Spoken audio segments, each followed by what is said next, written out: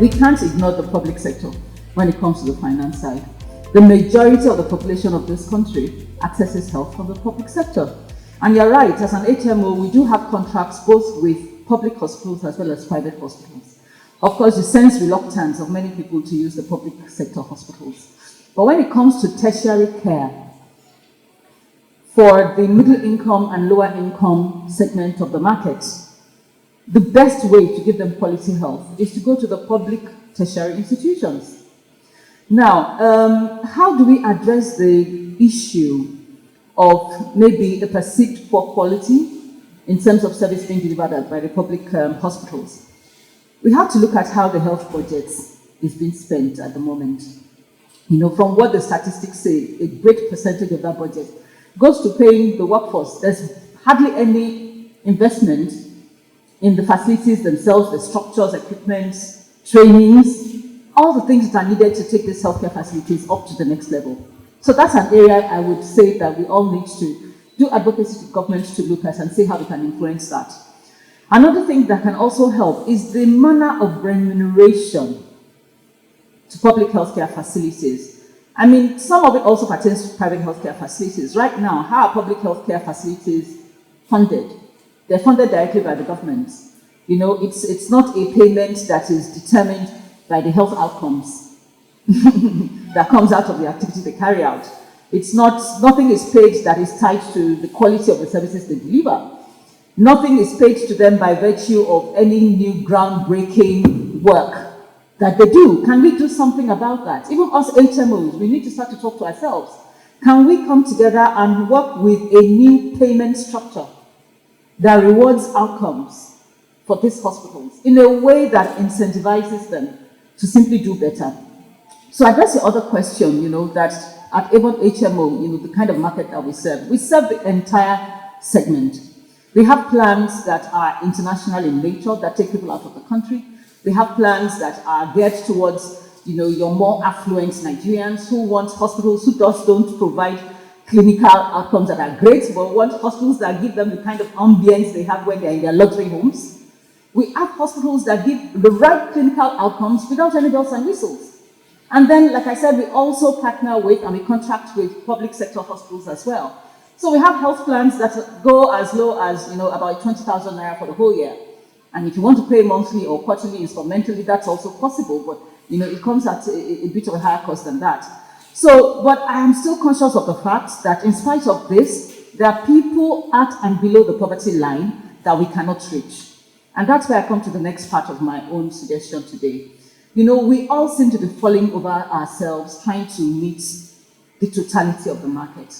I think that by the time we all focus on segments to which we can deliver the most value, and you know, when we take it further and think about equity in the way in which healthcare is accessed, the rich have to pay for the poor.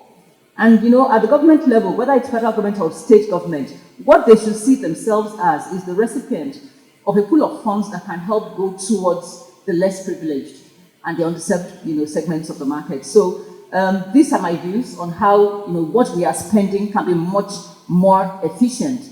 If we have government bodies focusing on regulation, focusing on standardization, you know, accreditation, I forgot to mention that that's an area that the organization is actually very strong on. It's another important part.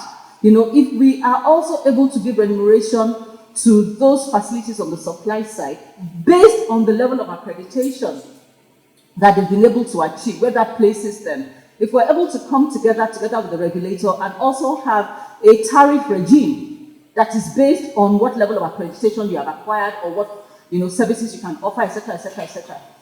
Every buck we spend in this country will achieve a lot more than it is at the moment. It takes all stakeholders contributing to make whatever financing we're able to pull together effective. Everybody has to pay a fair share, whether you're an individual or a corporate entity. In corporate entities paying their share, what Kemi said was very, very good, because you see there are all kinds of CSR initiatives happening by large corporations in the healthcare space. When you look at some of those same companies, I dare say whatever it is they're spending on the healthcare of their own staff is nothing, is negligible. So can we find a way to also harness this, in addition to the taxes that we've talked about, in addition to what the state government is doing, the legislation that has failed to pass in spite of successive administrations talking about it, can we also do something about that? Because that would unlock a huge amount of financing. If every single employer of labor in Nigeria knows that they must have health insurance for their staff, that's also some level of financing being unlocked. So is there any effort on the HMO side to help the hospitals along? In truth, we all, I think, dream of a time when there will be interconnectivity between ourselves as HMOs, the hospitals and other facilities, as well as our regulator. That is our utopia, but we want to reach it. The truth of the fact is, like Indije has said, attempts to directly resource the hospitals in this regard haven't really yielded much result and hasn't really yielded the right kind of outcome that we're looking for.